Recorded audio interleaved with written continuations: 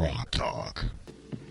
Senator David Booten has a fistful of dollars and a very bad voting record. My name is Jane Cormier, and I'm calling him out on September 9th at the Republican primary. Join the fight. Find me at janecormier.org. I am the conservative candidate, and I approve this message. This is Jack Kimball, former chairman of the New Hampshire Republican Party.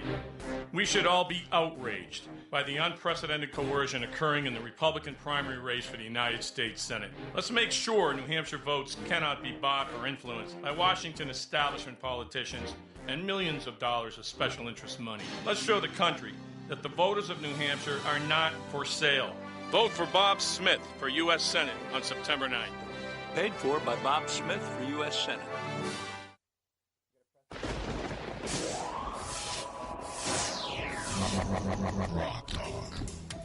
Welcome to Grok Talk for September 6th, 2014. You will hear Mike in the background wrestling with the live stream camera as we attempt to get the live stream up.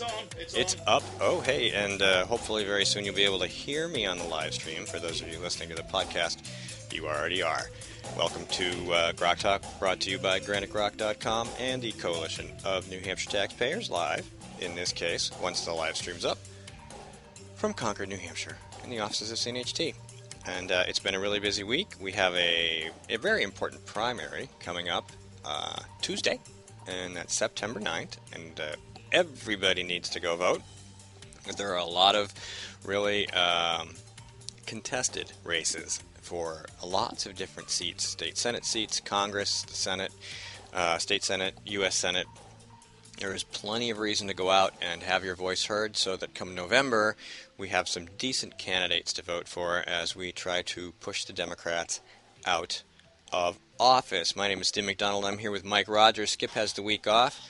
Are we live yet, sir? I have no clue. Only one of the windows is lit. Oh, okay. Well, maybe not. We don't know if we're live. Anyway, I'll just keep talking till we figure it out. On today's program, Ambassador Francis Rooney, who was the ambassador under George W. Bush to the Vatican, will be with us to talk about his new book. New Hampshire House Rep Keith Ammon. Is it Ammon or Ammon? Ammon. Ammon. Keith Ammon will be with us in the segment after that. And Congressional candidate for CD2, Jim Lawrence, will be joining us on the program to talk about his race. And he is challenging CD2, correct?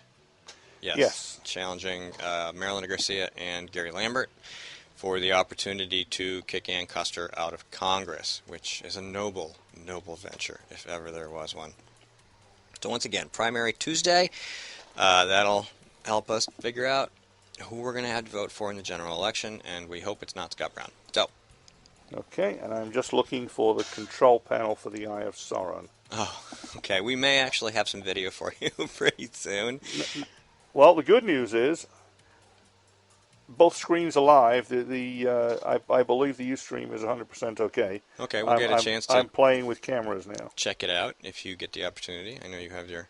After you're done looking at those notes. It's, Skip couldn't be with us, and this is a learning experience for us because while we use the live stream every week, we've never actually had to set it up. So Mike is translating Skip's notes, and we got a phone call in there to work out a few things. I guess I'm in control. We now have a hugely magnified Steve on the screen. Oh, God, no. Well, there goes all our listeners and viewers. No, they don't want to look at me. Oh, it's huge. I get your nose filling the screen. Hang on just a minute.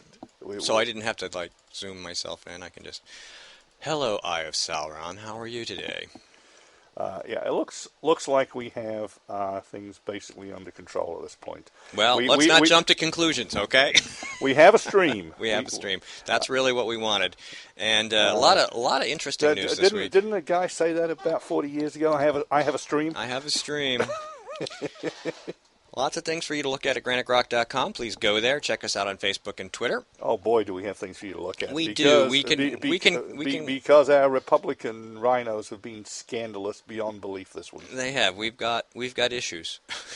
Well, they've got to borrow a phrase from a magazine called the Weekly Standard. They've got issues. They've got issues. Jim Foley would be the biggest one, and I'm sure we'll take a few minutes to talk about that. Let's see. Scott Brown invited non-residents to come vote in New Hampshire for him. And the Kevin Landrigan, posthumously, or at least post-careerly, had an article published in the Nashua Telegraph indicating that he was a consultant for an almost no-show job for a paper manufacturing company, or actually more to the point, a company that makes the machinery that makes paper. And they're called Cadant, and they're in Massachusetts. I didn't even know. I didn't see that one. Cadant. He's employed at a consulting gig that has paid him $270,000 in a bit under a year so far, which is equivalent to 5,000 shares of their stock. And more money than I'll probably make my whole life. Yeah, and if he stays on their board until early next year, if he gets another 10,000 shares worth nearly $400,000. But the thing is, they're an international company. Here's the OK Stuff. The OK Stuff is they're an international company. They do business. They retain some profits overseas. They locate jobs overseas as well as in the United States because, A, they have to stay profitable, else the jobs in the United States disappear, and B, they actually make heavy machinery close to their customers, which makes sense. However, it looks like outsourcing, especially when they make applications to the government for retraining grants for people they've had to lay off due to their jobs being shipped overseas. That's the bad bit. Basically what this is a case of take the GDSI debacle a few months ago, and what we see is a guy who didn't look like he was planning to run for office, but was looking like he was planning to cash in on his prior Senate career. He gets a couple of cushy board jobs, including one that was a bit shady. Cadant is not shady. He just has the bad optics that some of the jobs go overseas, and the Democrats are pouncing on it. And what you have is, like I said, a lack of planning, a lack of forethought. If he was planning to run for office, he shouldn't have gone anywhere near these things, or should have thought about the optics. And if he wasn't planning to run for office, well, terrible time to change your mind when you've got this stuff hanging around your neck. Well, I think that it's pretty clear that Scott Brown isn't running on his personal endeavors or on his political record. He is running on unity. Yes, and that fuel tank is, well, smelling of fumes about now, they keep pleading for unity. And by the way, the presumptive nominee is presumptuous.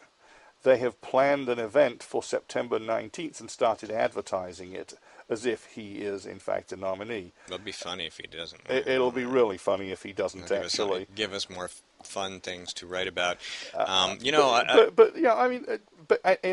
the other thing is, if any of you watch the debates on WMUR, and I believe they actually keep all those on their website, what you saw was Bob Smith, up and down conservative, grumpy curmudgeon, but boy oh boy, don't get between him and the Constitution. Jim Rubin's full of ideas, absolutely solid on Second Amendment, 10th Amendment, a whole bunch of other things. Maybe didn't know when to stop talking about ideas. And then Scott Brown, slip, slither, twiddle, flop, any way he could to avoid answering a straight-up question.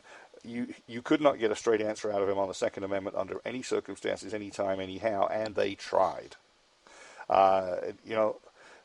If voters are paying attention, if even a majority of the primary voters were paying attention to WMUR this week, and it's probably about the only time I'd recommend watching it, they would see why we have been making a fuss about Scott Brown for a long time.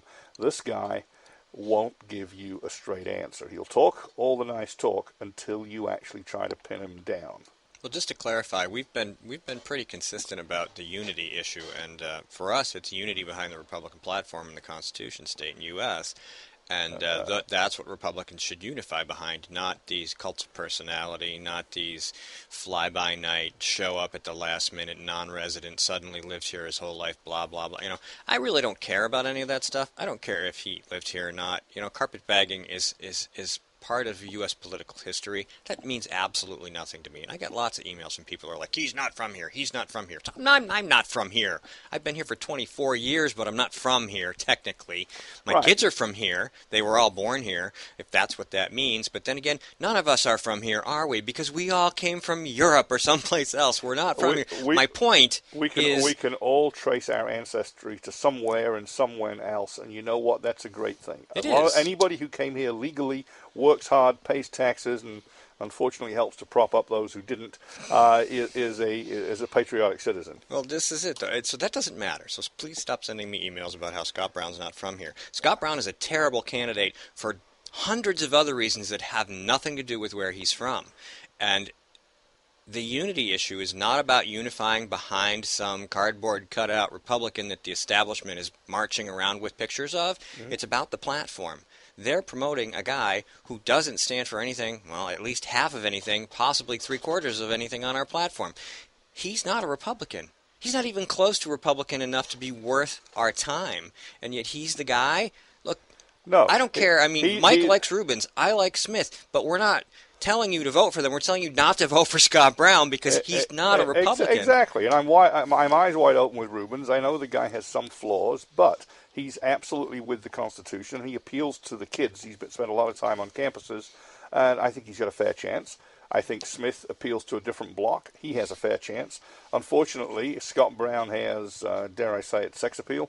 He's the photogenic candidate, and unfortunately, he seems to be the one the party's picked. And, like I said, it looked from what he was doing with consulting gigs and so on that he was preparing for his retirement, for taking care of his family, and all of a sudden the NHGOP says, oh my God, we've got these couple of people. We got Rubens and Testament, which is what they had at the time. And all of a sudden... all of a sudden, they go recruit Scott Brown, who's now caught in this position where he's got a couple of slightly odd board positions, and he doesn't look like he's ready for it. And why? Why not either recruit another homegrown candidate or put your weight behind the ones you've got, or maybe, here's a thought, have the actual NHGOP sponsor some vigorous debates and force a shakeout early. If Testament dropped out, she backed Smith, or if Rubens would drop out, this would be the result of real debates, or if Smith dropped out. But instead, the party simply bucks the choice of the voters. The voters say, we want one of these three homegrown candidates, which became two homegrown candidates, and a vigorous debate. The party brings in Scott Brown.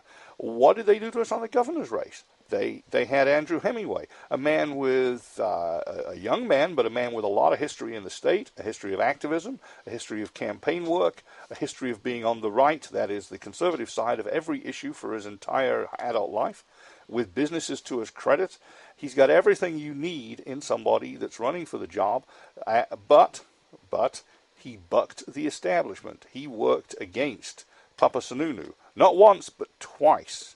I have no doubt that hate is not too strong a word in Gnomeville here, because Andrew Hemingway worked on the Newt Gingrich campaign, and there is bad blood between John H. and Newt Gingrich, going back to the H.W. Bush administration, where Richard Darman and John Sununu sold the country down the river under the No New Taxes pledge. They persuaded Bush to reverse himself, and Gingrich was one of the ones staunchly defending it, and Sununu and Gingrich both considered the others to be traitors over that, and the union leader wrote about that in 2012 and basically told Romney, you don't want to get John H. involved, it'll go badly for you. So Andrew was on that campaign, and then Andrew bucked the establishment again and ran for chairman last year, and he very nearly made it, and some say the votes were tweaked, but never mind that. Jennifer Horn won the vote. Oh, he conceded that, whatever the decision was, so I mean it wasn't like... No, he was... not alleging that. The point is, he bucked the establishment. He jumped in the governor's race. He had lots of support, and what does the establishment do?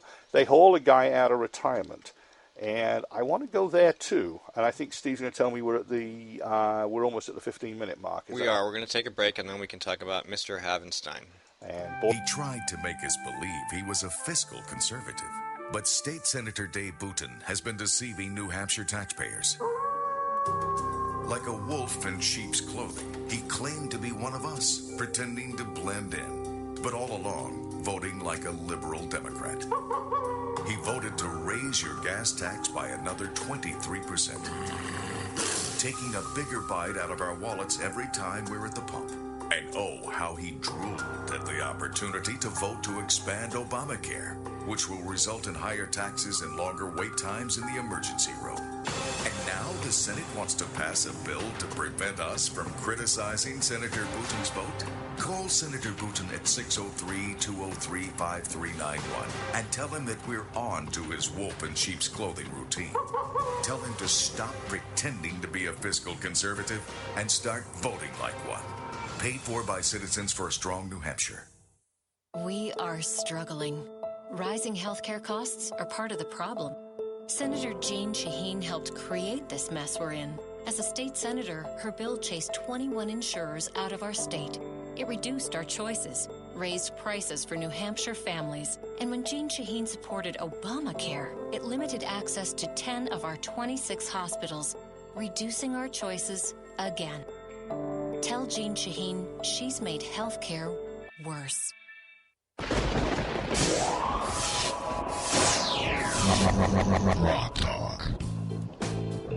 Hey there, welcome back to GrokTALK. GrantedGrok.com. Check it out. Facebook, Twitter, many places that you can find us. absolutely. So, we're going to talk about Walt. We're going to talk about Walt. Okay. Indeedy we are. Let's do that. Let's talk about Mr. Havenstein.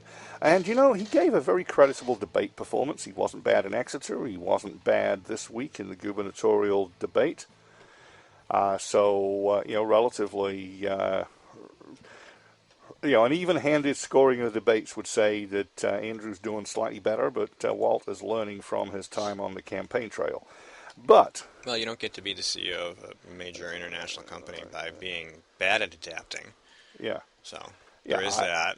I think so, too. Nicest thing I think I've ever said about Walt. So. Yeah. So that's that's the scoring on the debates, but it's the other stuff. And okay, so people will say, this is just Democrat research. It's not entirely. Some very interesting things happened along the way. In 2010, there was a financial scandal at BAE. There was bribery and corruption. The British and American authorities investigated BAE, because it's a British and American company, for payment of bribes to Middle Eastern customers to oil the wheels of business. This is customary and normal in that part of the world, except, and I've been with American companies for nearly 30 years, actually more than 30 years if you count my time working for an American company in the UK, and without exception, you are not just trained, you are indoctrinated that any form of bribe anywhere, especially for government business, is a prosecutable offense. You'll get fired and thrown in jail. Every large American company that does international business is permeated top to bottom by training that you do not do this. But somehow this was going on. And, the story is that Walt Havenstein was instrumental in helping to find this out and stamp it out. Okay, then will somebody explain why there was basically a 4-day gap between the announcement of his resignation and his disappearance from BAE in, I think it was late 2009. In other words, if he was the guy that was leading the charge to stamp out the corruption, why was he the guy that had to leave with almost no explanation when the time came? And then there's SAIC. SAIC was involved in a contract called City Time for wage processing in New York. A friend of mine, well, I'll name him, Scott McGrath, has been in... Okay. I'm not on the Eye of Sauron, but I can put it on. You're doing all the talking, so people should know. Okay, so City Time was a New York City contract. Grok friend Scott McGrath has been in state IT. He's been in New Hampshire state IT at one point in his life. He's now in private technology. And he analyzed it, and he said that the initial bid of $70 million was ridiculously low, that an appropriate price was in the vicinity of $200 million. But the funny thing is that having got the contract, SAIC cranked up the total bill to the order of $700 million and funneled all the payments through one company. I think Technodyne, if I read the notes correctly. That may be wrong, but the general facts are there. So in 2012, again, corruption and scandal erupted, and SAIC agreed to pay a record fine of around $533 million to the feds, and probably some restitution to New York City. So we're not talking small beer here. And in due course, a couple of underlings were prosecuted, and Walt left. Again, it was said that Walt Havenstein was instrumental in stamping out the corruption. Excuse me, but why is it that A, it happened on his watch, and B, he was the guy that left shortly thereafter? This doesn't add up. If you're the hero, you stick around. And so, perfectly nice guy, good management skills, supposedly respected by lots of people in business, but there are some facts that don't quite add up here. And, as usual, declined comments when asked by the press. And I think people need to understand, we're not just bringing this up because, Granite Rock has endorsed Andrew.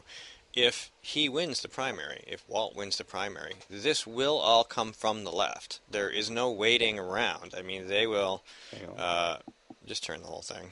Yeah, yeah, exactly. I like that. Yeah, there's a button for that somewhere, but you know what? We don't know where it is. Anyway, these are things that the Democrats probably already know. They've probably already got the file. They're just waiting to see who wins the primary, and then they will unleash it at the most inopportune moment for Walt Havenstein. And, they don't have any of that stuff, as far as I know, on Andrew Hemingway. They just have the standard, he's a right-wing boilerplate stuff, which is, who cares? That's what they've got. That's what they rely on. Oh, he was with the Tea Party. Oh, he was...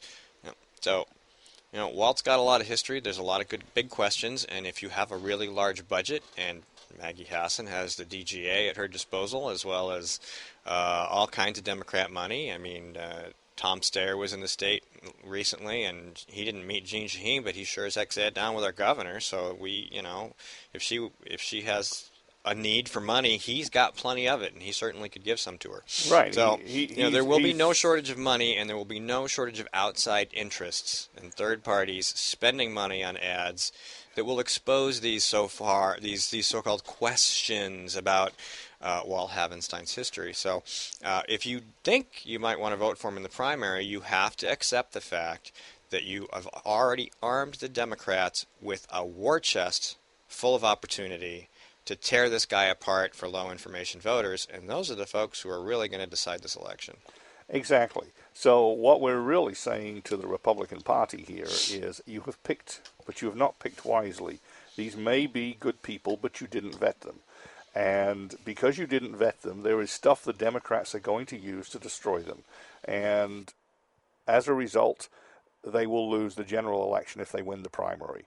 This is not a good position to be in. It's not a good position to have your name attached to it as the sponsor, whether your name is Jennifer Horn. And if you want a Republican for governor, and we really do need one, this isn't going to work if you vote for Walt. I'm sorry to say, there is way too much ammunition for Democrats. There is no way that they aren't going to flood the airwaves with this stuff.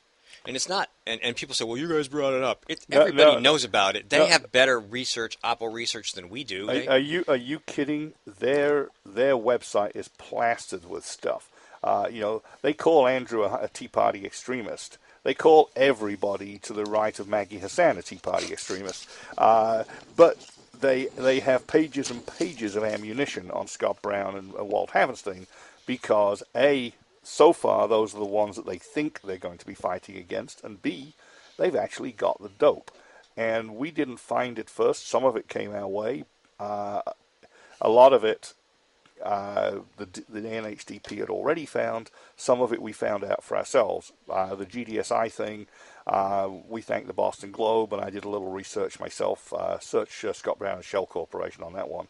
But the research on Walt Havenstein, there's lots of stuff out there, and don't kid yourselves. The Democrats have got it. They are using it, and they will pile on if he wins the primary. I say, a most unfortunate situation to be in for a guy who's basically had a pretty good career as a CEO.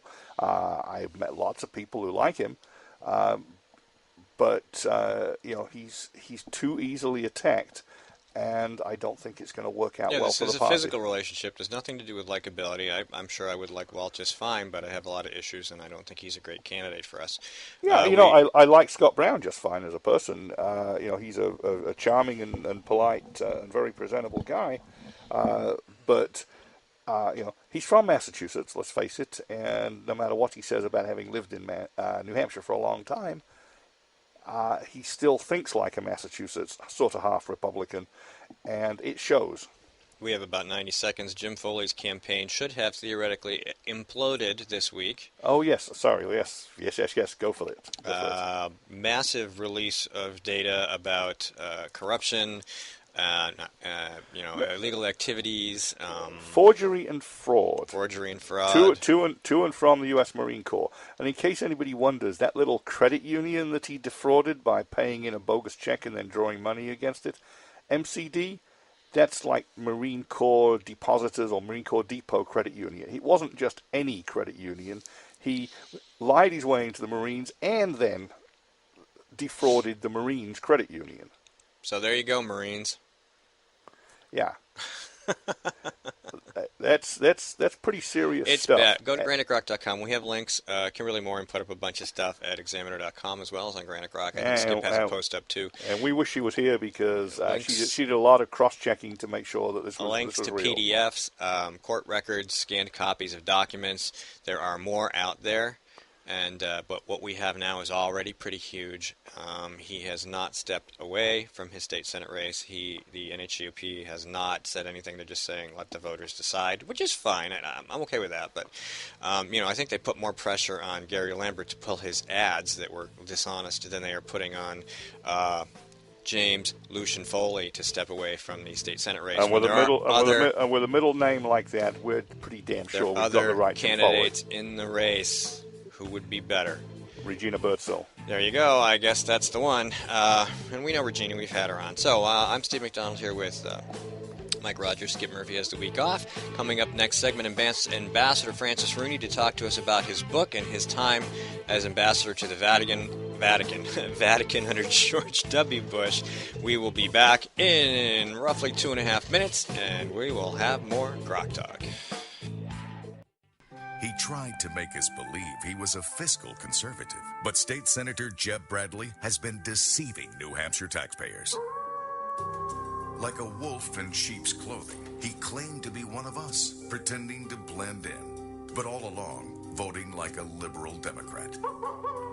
And oh, how he drooled at the opportunity to vote to expand Obamacare, which will result in higher taxes and longer wait times in the emergency room. And now, Senator Bradley is leading the charge to try and pass a Senate bill to prevent us from criticizing his vote. Call Senator Bradley at 603-569-4208 and tell him that we're on to his wolf in sheep's clothing routine. Tell him to stop pretending to be a fiscal conservative and start voting like one. Paid for by Citizens for a Strong New Hampshire.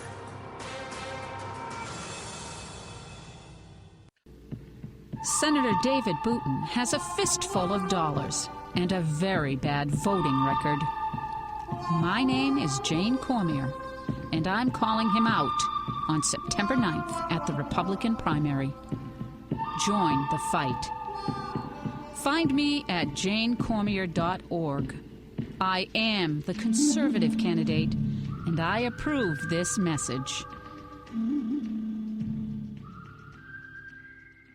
Hi, this is Rich Gerard, host of Gerard at Large in the Morning. The Manchester area's only locally owned, locally operated, focused, and interested, riveting radio show, heard live every Monday through Friday from 6 to 9 on 90.7 FM WLMW, New Hampshire Family Radio, and available 24/7 live or archived at GerardAtLarge.com. Be sure to tune in. This is the Coalition of New Hampshire Taxpayers. We're located at 8 North Main in Concord, New Hampshire. This is the repository for all things conservative and municipal. So if you have a problem in your town, your school, your budget committee, the right to know law, and now the top of our list is voter fraud. You have a tip for us, some information for us, you want to join or help us out, cnht.org. Hi, this is Rich Gerard, host of Gerard at Large in the Morning. You're listening to GrokTALK. GrokTALK. This is Jack Kimball, former chairman of the New Hampshire Republican Party. We should all be outraged by the unprecedented coercion occurring in the Republican primary race for the United States Senate. Let's make sure New Hampshire votes cannot be bought or influenced by Washington establishment politicians and millions of dollars of special interest money. Let's show the country that the voters of New Hampshire are not for sale. Vote for Bob Smith for U.S. Senate on September 9th. Paid for by Bob Smith for U.S. Senate. Senator David Booten has a fistful of dollars and a very bad voting record. My name is Jane Cormier, and I'm calling him out on September 9th at the Republican primary. Join the fight. Find me at janecormier.org. I am the conservative candidate, and I approve this message.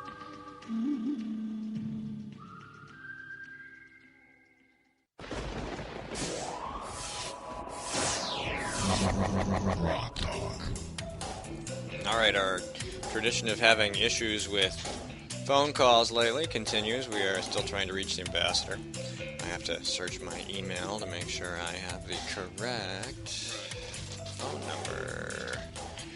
So welcome back to GrokTALK, brought to you by GraniteGrok.com and the Coalition of New Hampshire Taxpayers, coming to you every week, or nearly every week, as I like to say, from the CNHT Grassroots Central in Concord, New Hampshire. Find us on Facebook and on Twitter. Just search Granite Grok. You can also listen to this program and past programs on a number of different platforms, including Stitcher Radio, iTunes, iHeartRadio, and others, Spreaker. So definitely plenty of opportunities for you to hear this program and hear our guests, and we try to reach out and get you some very interesting guests if we can. And I'm in the wrong email. I got to go back. Trying to find these things. Boy, I tell you, it's interesting when you can't get everything to work right the way you want to. Let's see. Looking for guests, looking at email, trying to find out where this is. Here we go. Let me double check this phone number just to make sure that we're dialing the right one. We are. That is the correct number, sir. Hello? This is Mike Rogers calling from Granite GrokTALK. Hey, Mike's. I'm listening to Mike talk on the phone. Okay, we got an echo. Well, anyway, while I wait for Mike, we did talk about Jim Foley. I wanted to remind you to go to the AFP New Hampshire website and see who's taken the Americans for Prosperity pledge in the state of New Hampshire. It's a taxpayer pledge. You should also check out who's taken the CNHT pledge. I put a post up this week that listed all the folks that had taken it as of that moment, but others may have come on board since then, so you should go take a look, see who's there. I did note that a couple of people that we called out as rhinos did not take the pledge and still have not taken the pledge. Some of them I have specifically asked that we take the pledge. I think Mike has found our guest, so I'm going to skip. I'm great. And ready to go. We're Okay. ready? Steve, Yeah. would you like to bring in the ambassador, please? I would be happy to do that. Let me just make sure that I have what I need before I do that. I've read about your book and the review. Hold on a second. Technical difficulties. So just waiting for Steve to bring you in. And I just have to scroll down and find the right thing here.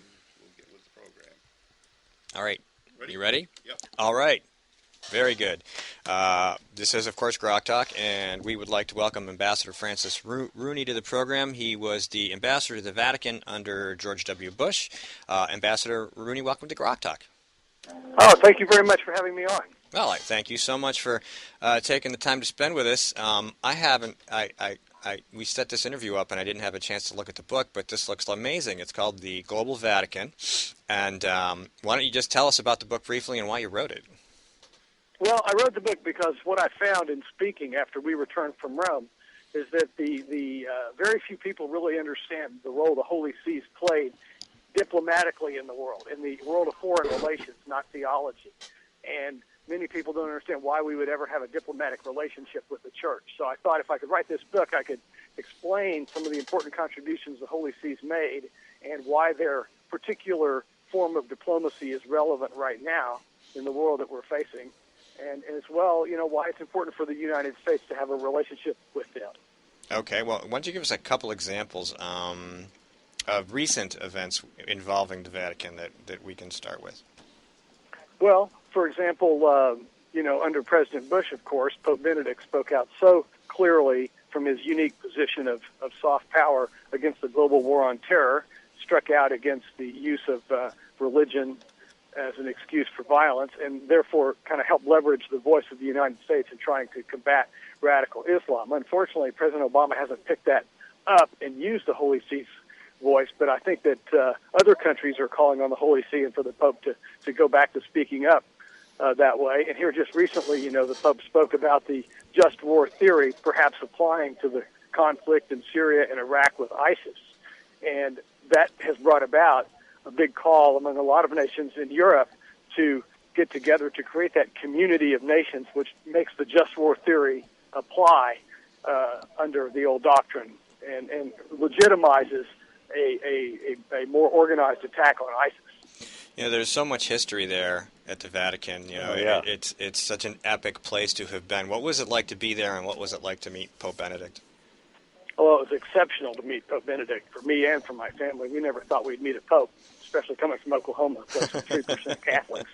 But and it was also exceptional to learn from him because he was so smart, so deep, profound, and truly decent. And he has a sincere appreciation for the United States, especially our First Amendment and the religious pluralism that it has bred.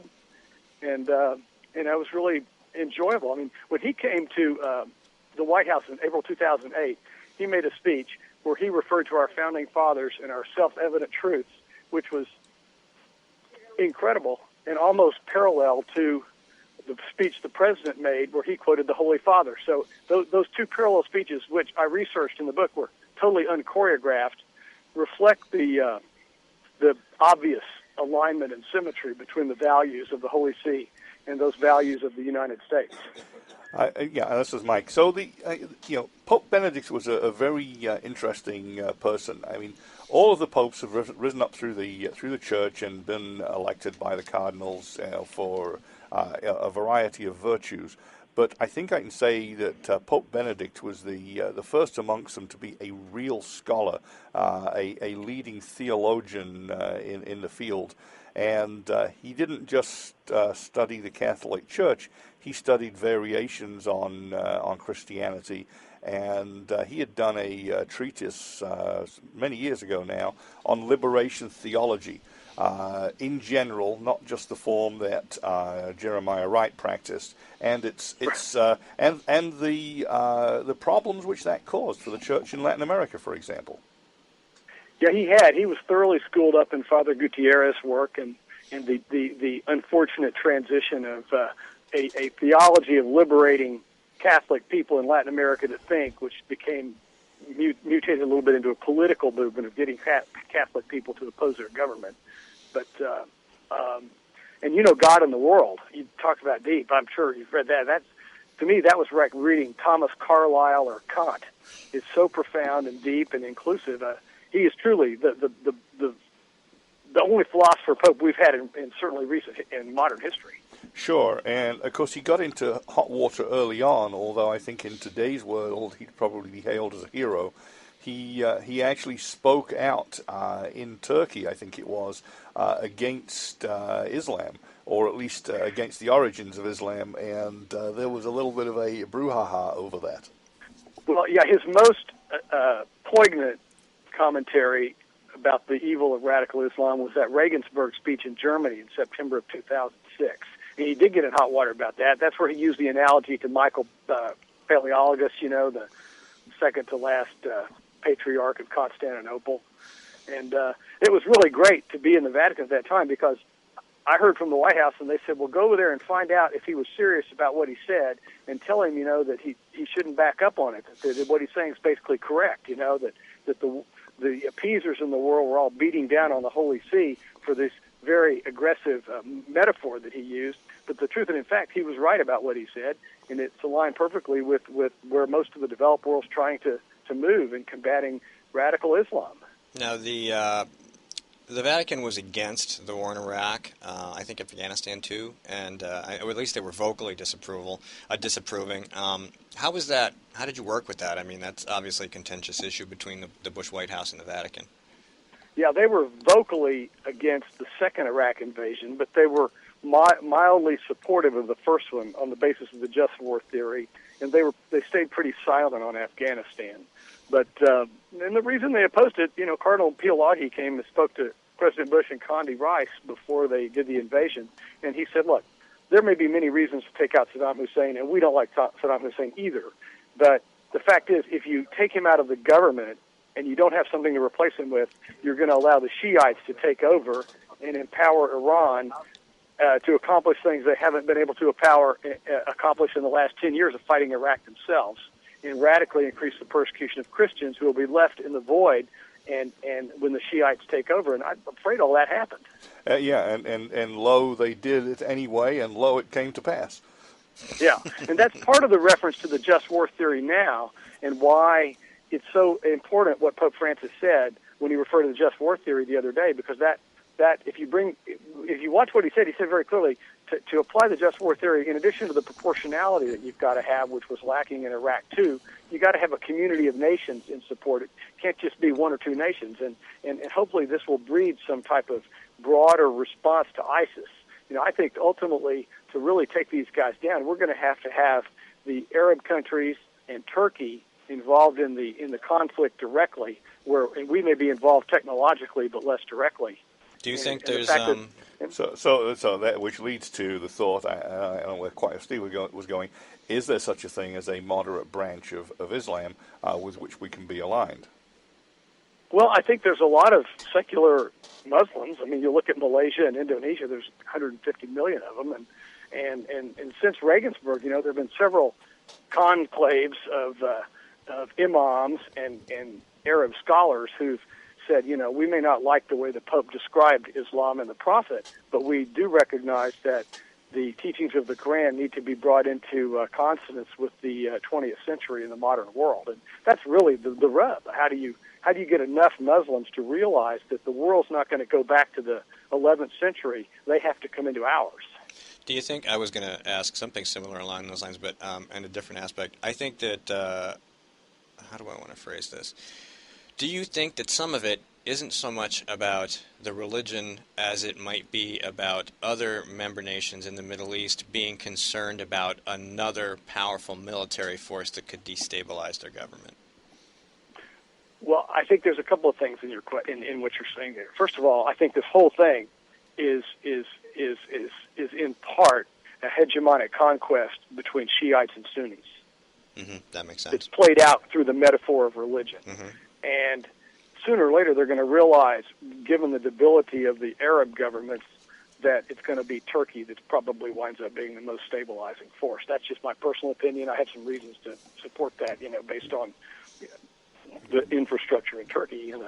And everybody knows how how the royal family in Saudi Arabia is about to run out of genes. But yes. But, when I was in Iran, doing some work pre-Iranian Revolution very early in my career, there was no prejudice against Israel, and there were Christians, and there were Christians and Jews in the Iranian parliament, the Majlis, but there was a clear hostility towards Saudi Arabia.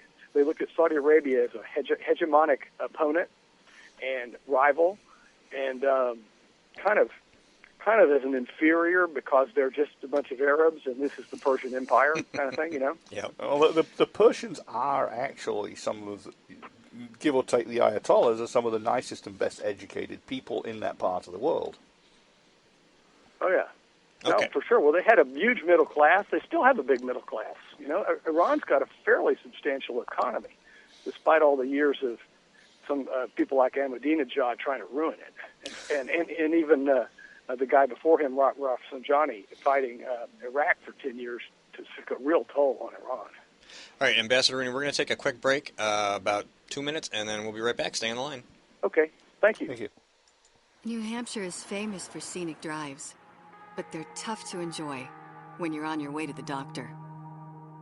Because Obamacare limits your choices, some will have to drive more than an hour to see a doctor.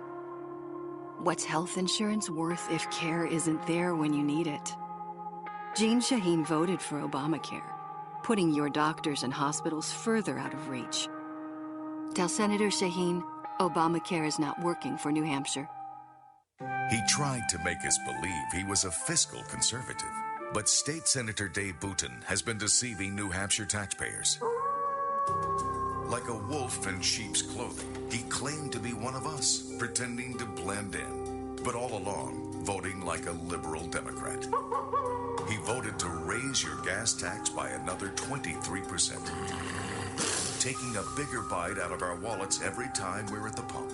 And oh, how he drooled at the opportunity to vote to expand Obamacare, which will result in higher taxes and longer wait times in the emergency room. And now the Senate wants to pass a bill to prevent us from criticizing Senator Booten's vote?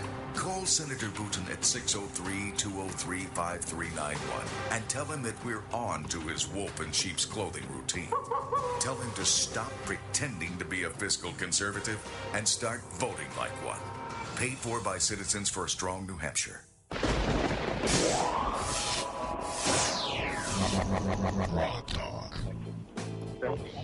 We are on the line with Ambassador Francis Rooney, who was the ambassador to the Vatican under George W. Bush, and glad to have him on the program. My name's Steve McDonald. I'm here with Mike Rogers. We come to you every week from Concord, New Hampshire. Check us out at GrokTALK.com. Check us out on Facebook and Twitter. And listen to this program. Check us out on all sorts of podcast outlets. You can't miss us. We're everywhere. Anyway, my next question, it's kind of a two-parter. First is, I think that I'm sure your book probably goes into great detail about the importance of having a relationship with the Vatican, and you can probably give us a couple of quick bullet points on that we haven't covered yet. But the other part of the question I wanted to ask is, where is that relationship right now under the current administration, and what do you think about that in general? Well, first, one of the primary theses of the book is that we're naturally aligned on our founding principles, and we conduct a foreign policy that's by and large principally based. So we have a natural ally with the Holy See, and that coupling their soft power with our hard power creates a bit of a synergy diplomatically in the world. And I know when I was serving, many times we would get the Holy See to say things about different elected officials and governments that sounded a lot better and had more impact because of their non-aligned status and lack of hegemony themselves than when we did it, particularly in places like Africa or dealing with oil-based countries. Now, as far as the relationship, I think it's unfortunate that the Obama administration has been so secular in many ways, and one of them is that they have really had less interest in engaging the Holy See than all of their predecessors, including Bill Clinton. And hopefully that will change now that we see the Pope speaking up a little bit about radical Islam, but it's an opportunity that's lost by the United States. And many in the foreign policy establishment would like to see the same vigor of the relationship that existed under George Bush and even his predecessors that hasn't been here to date. Can you talk a little bit about the formal return of diplomatic relations with the Vatican that was under Reagan, yes? Yeah, it was. You know, the book, I went through the whole anti-Catholic prejudice thing, and it culminated, I guess, with President Kennedy's election, and after that it started to recede, and a combination of anti-Catholic prejudice receding and the role that John Paul was taking in the world, speaking up against communism, starting with 1979 when he went and spoke at Gdansk shipyard, I think made a pretty compelling case that the United States needed to leverage that voice in opposing communism. Mike? No, it's that's a very interesting period too. And of course, it was Reagan, Thatcher, and Pope John Paul leading and encouraging Eastern Europe to liberate itself, and at the same time putting pressure on the economy of the Soviet Empire. That was how all those countries became freed, and it is tragic today to watch the fecklessness of both this administration and a great deal of Europe in allowing evil to advance and allowing Russia to gradually nibble away at Eastern Europe, and to allow ISIS and other bad actors to destabilize the Middle East. And we can only hope for a better and more vigorous alliance between the United States and the Holy See in the next administration. Yeah, I couldn't agree with you more. It's an unfortunate fact that appeasement has a bad track record in human relations and in international affairs. And as Secretary Rice used to say, when the good state actors fail to lead, the bad state actors are more than willing to jump into the void. And I think we're seeing a lot of that now in the areas you just mentioned. Do you you mentioned soft power a couple times, I think. Can you go into that a little bit more about the Vatican's influence? Yeah. Soft power is the application of influence and persuasion instead of coercion. And so you try to exert influence by the moral value of your argument and the ability to contact and build bridges with people that are based on a broader understanding than just strictly serving up armaments or doing a covert op. And I think that when that soft power is combined with hard power, it's particularly effective. And I think it's an important thing to have in the world today, where so many of these conflicts are religious and tribal based. And in this secular world that we have here, the Holy See is kind of a unique voice to speak up in these areas. We are talking to Ambassador Francis Rooney, author of the Global Vatican, an inside look at the Catholic Church, world politics, and the extraordinary relationship between the United States and the Holy See. You talked about morality. I know that there's been some, I don't know, do you think the Catholic Church still retains the moral authority that it has in the past? Well, there's no doubt that these abuse scandals in the developed world took a bit of a toll. But the interesting thing to me is that the area where the Holy See's diplomacy is most valuable, areas where severe abridgments of freedom and human rights are taking place and where you have highly authoritarian governments, they're pretty far removed from the developed world abuse scandal. Right. And I think since Benedict, the abuse scandals have been pretty well put behind the church. I know some on the left keep trying to resurrect it, but it was, I think, a temporary phenomenon that John Paul began to address. I think Benedict addressed more forcefully, and now I think I was actually sad to see Pope Benedict need to retire, and. Let's talk a little bit about Pope Francis while we have a couple of minutes left, because he's another interesting character with a background in Argentina, which is itself as a country has a history of populism bordering on socialism. And I think the left initially embraced Pope Francis because he spoke out a little bit about the evils of unmitigated capitalism. They thought, oh, great, he's a socialist like us. I don't think quite so much. Would you want to comment on that?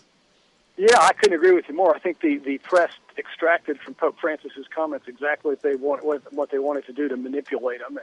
And if you go back to what he said, and you go back to Leo the 13th and Verum Novarum, there's total consistency that the Church has always been for free enterprise, capitalism, and private property, but you've got to have a safety net for the poor and marginalized. And what's new about that? And what's new to say that the objective of business needs to be satisfying human needs on a broad scale and assuring human dignity and not just making money. I mean, but the press makes it sound like he's some kind of, as you say, radical socialist when he's not at all.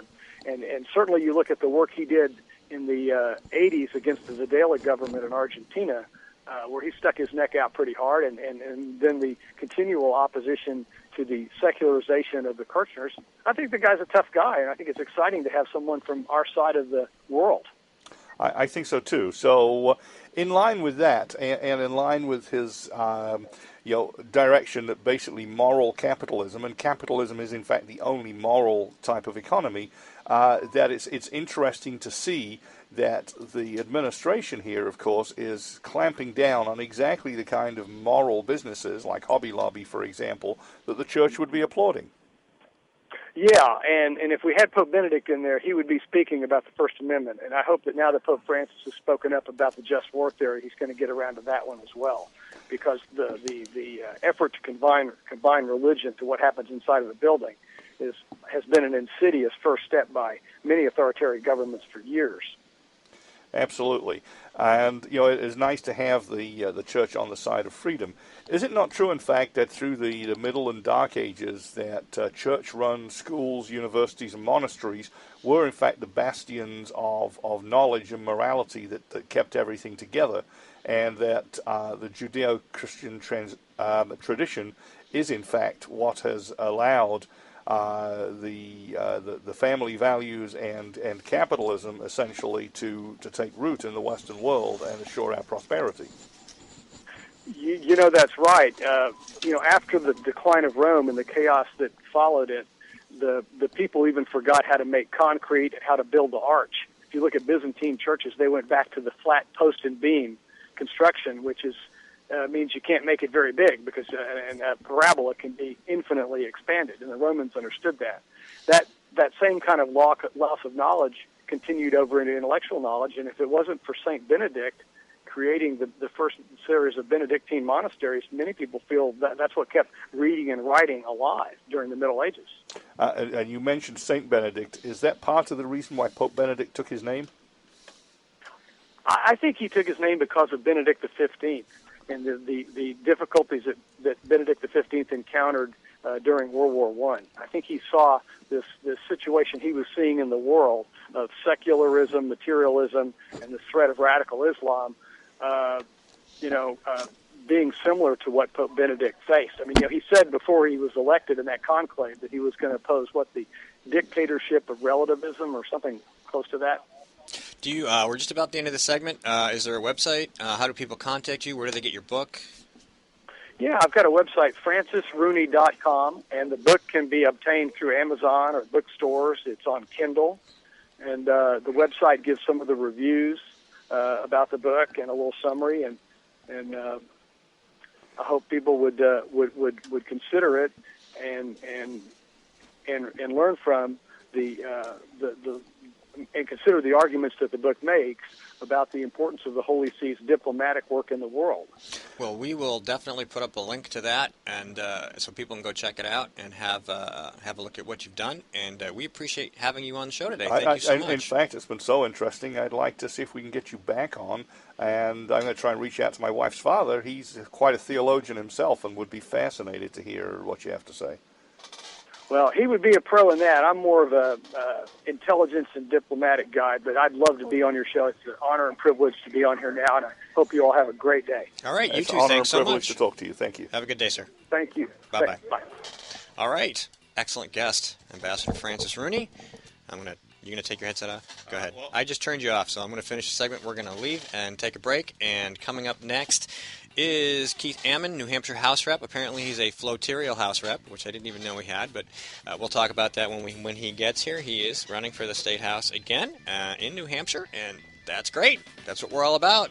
This is GrokTALK. I'm Steve McDonald. Mike Rogers has left the building to try to find our guest because maybe he got lost, because we talk about that too. Thanks for sticking in there. Once again, thanks to Ambassador Rooney, and we will be right back.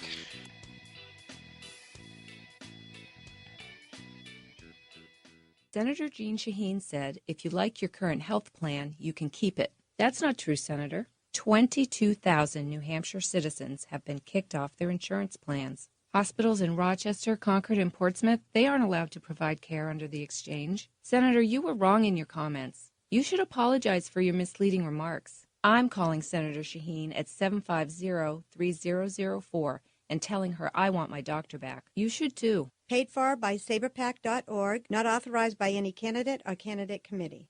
He tried to make us believe he was a fiscal conservative, but State Senator Dave Booten has been deceiving New Hampshire taxpayers. Like a wolf in sheep's clothing, he claimed to be one of us, pretending to blend in, but all along, voting like a liberal Democrat. He voted to raise your gas tax by another 23%, taking a bigger bite out of our wallets every time we're at the pump. And oh, how he drooled at the opportunity to vote to expand Obamacare, which will result in higher taxes and longer wait times in the emergency room. And now the Senate wants to pass a bill to prevent us from criticizing Senator Booten's vote? Call Senator Booten at 603-203-5391 and tell him that we're on to his wolf in sheep's clothing routine. Tell him to stop pretending to be a fiscal conservative and start voting like one. Paid for by Citizens for a Strong New Hampshire. Few things are as important as finding the right doctor. And under Obamacare, that's harder than ever. Over a third of our hospitals no longer available. Our doctors no longer covered. Fewer choices, longer drives. No state has been harder hit than us. And even after watching it impact New Hampshire, Congresswoman Ann Custer still supports it. Call Ann Custer. Tell her Obamacare isn't working for New Hampshire. GrokTALK. Senator David Booten has a fistful of dollars and a very bad voting record. My name is Jane Cormier, and I'm calling him out on September 9th at the Republican primary. Join the fight. Find me at janecormier.org. I am the conservative candidate, and I approve this message.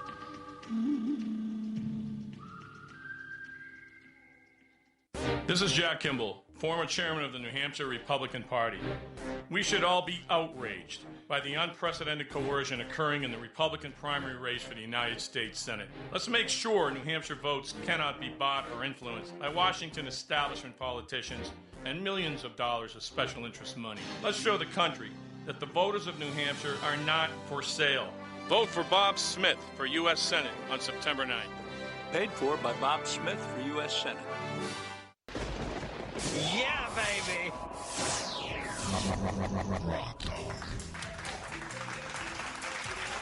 Welcome back to segment 3 of GrokTALK, brought to you by GrokTALK.com and the Coalition of New Hampshire Taxpayers, coming to you from CNHT's offices here in Concord, New Hampshire.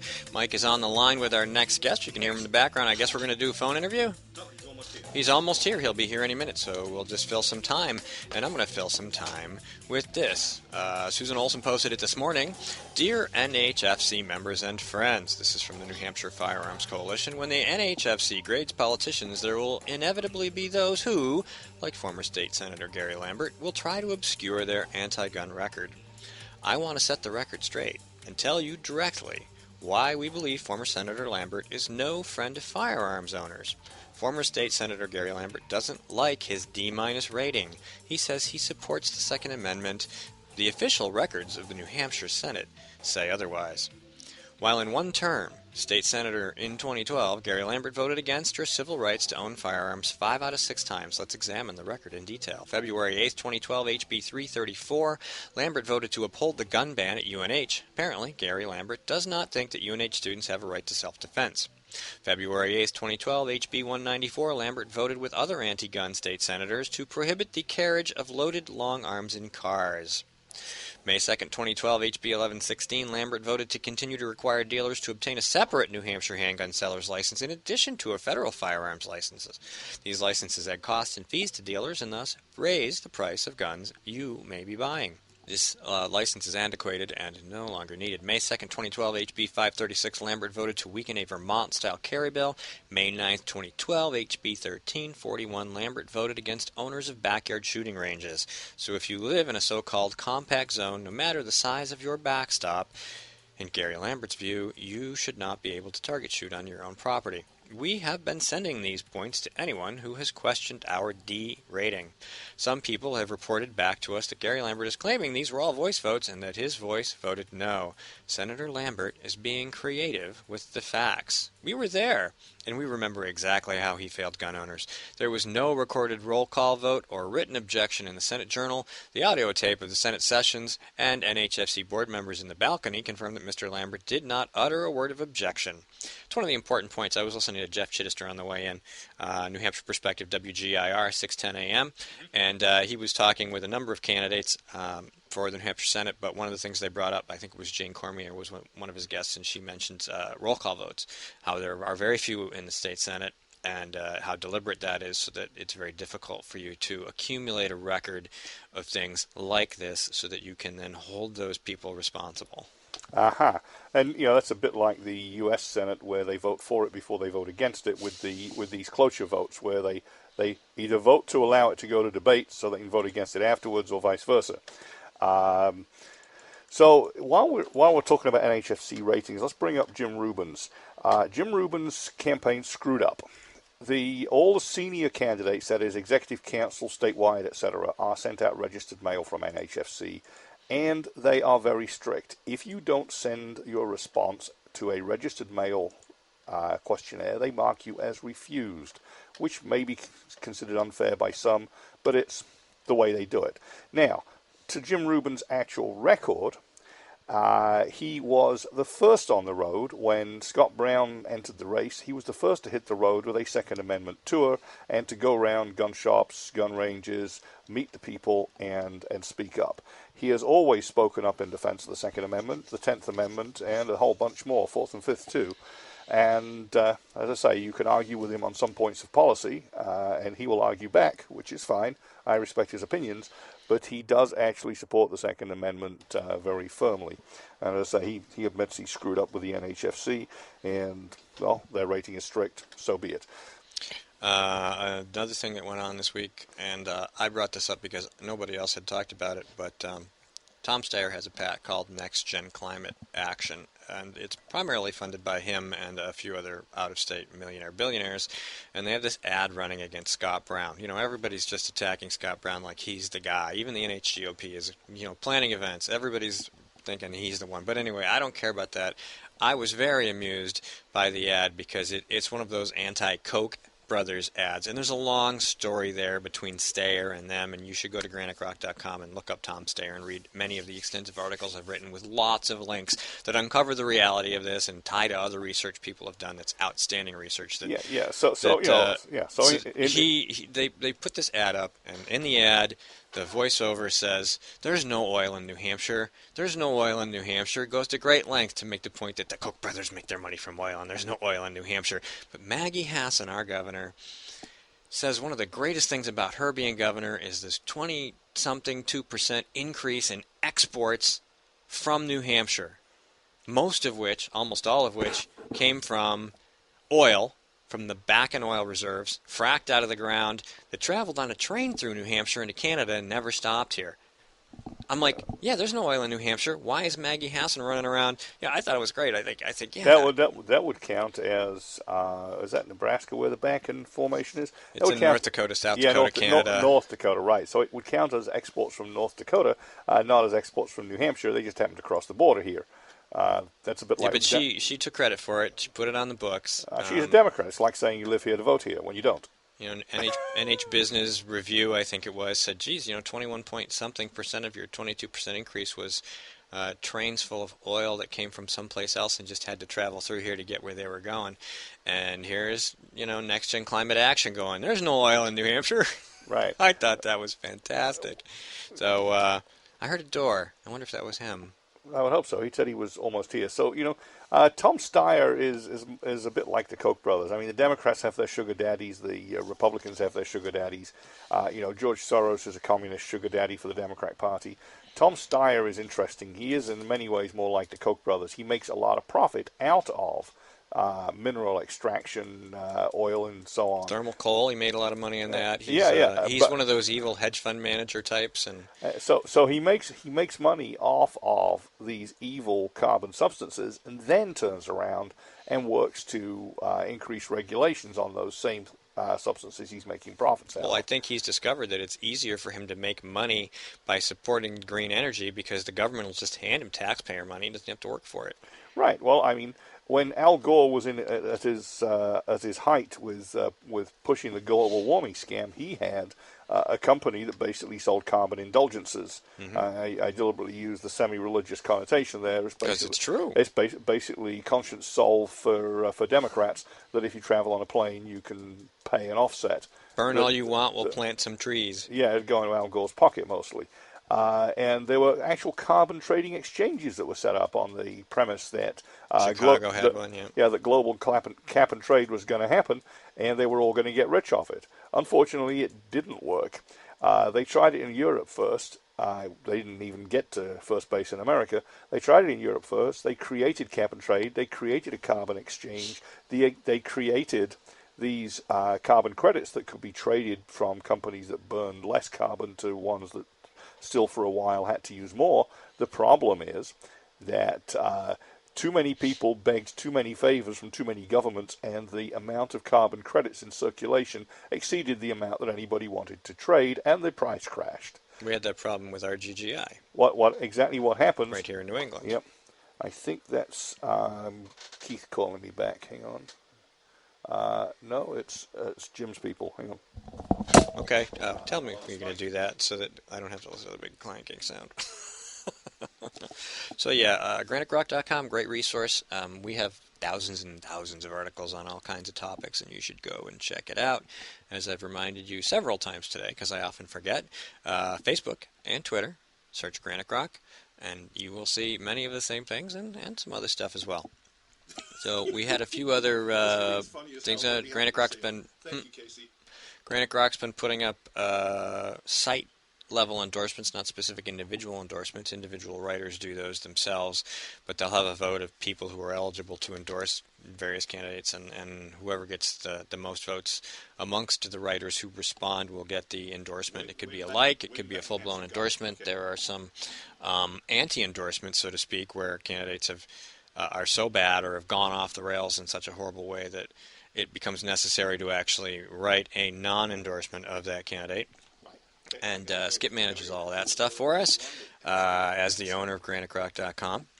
Speaking of endorsements, the SEIU, the evil purple people eaters with the bats and clubs who beat up on folks, they endorsed Dave Booten and Nancy Stiles. So that's an interesting twist. We've been talking about them being not Republican enough, certainly. And the SEIU agrees. And the SEIU agrees. The SEIU is Democrats. The farther to the left, the better. And they've decided that, well, there's these primary things with these Republican people that we don't even like, but we'd rather you vote for Booten and Stiles because they're more like us.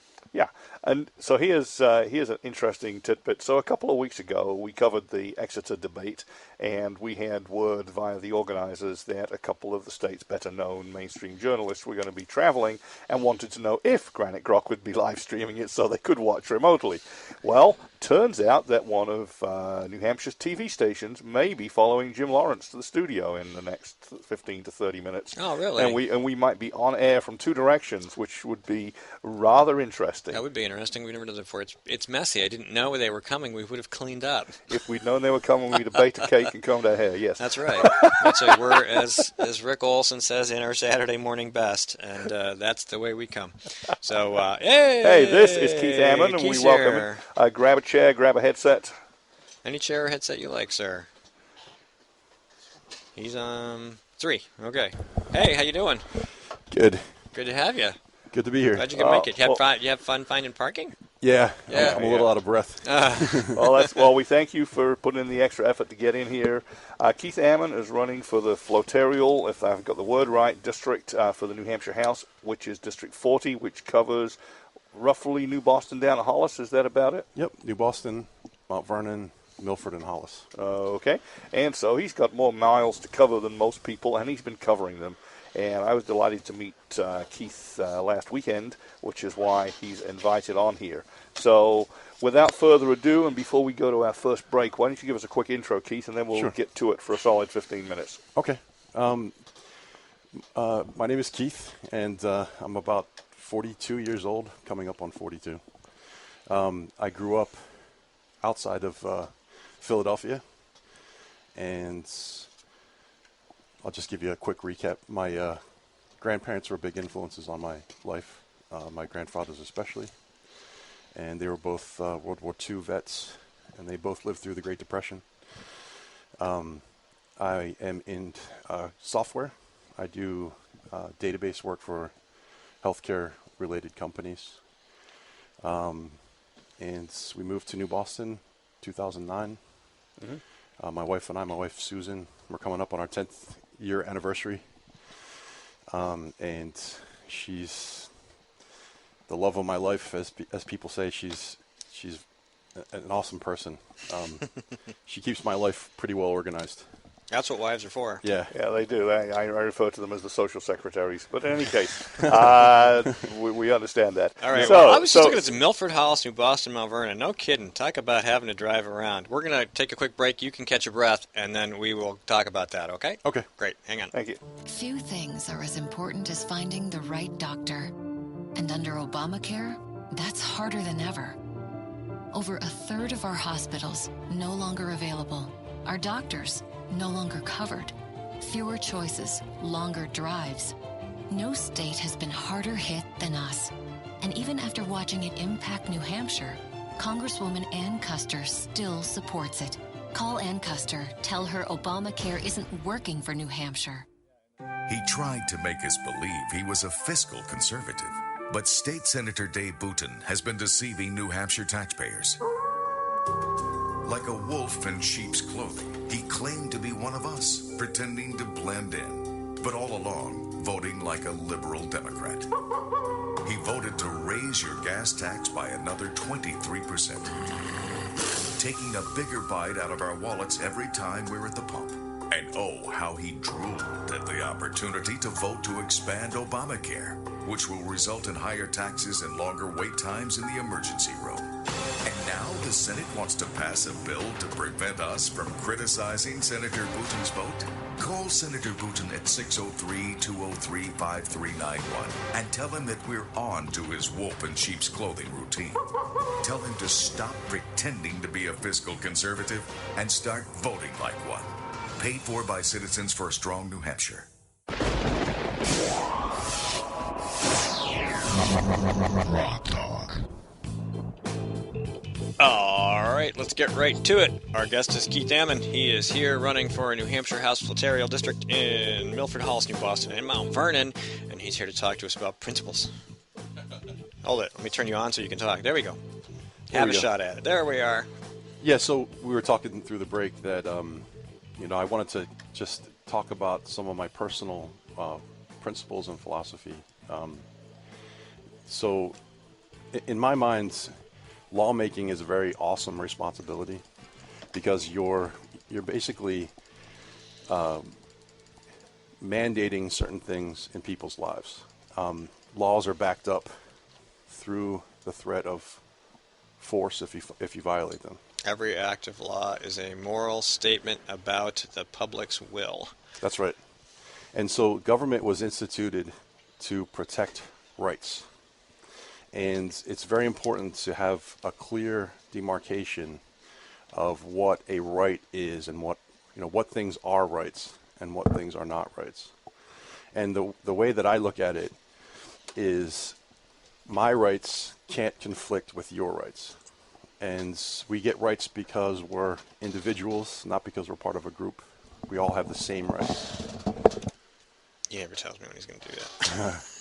We get to listen to that. Okay, I'm sorry, go ahead. So what things are rights and what things aren't rights? And the example that I like to think about is, freedom of speech, the right to protect yourself. Those are, in my mind, clear rights because they come from within you. Mm-hmm. A big screen TV, a cell phone, those are not rights. And it's because you're demanding someone provide a good or a service for you. And if it's not something that comes from inside of yourself, then you're actually trampling on other people's rights. On your flyer, you have some core principles listed. Prosperity comes from innovation, low taxes, and light regulation. A free market leads to abundance in jobs, products, and services. That's right. And we hear free market. We hear that term bandied about. It is the free market is really, if you believe in freedom, you have to believe in a free market, because what it is people exchanging their value for value, their goods and services for money that they've earned. And it's an amazing thing.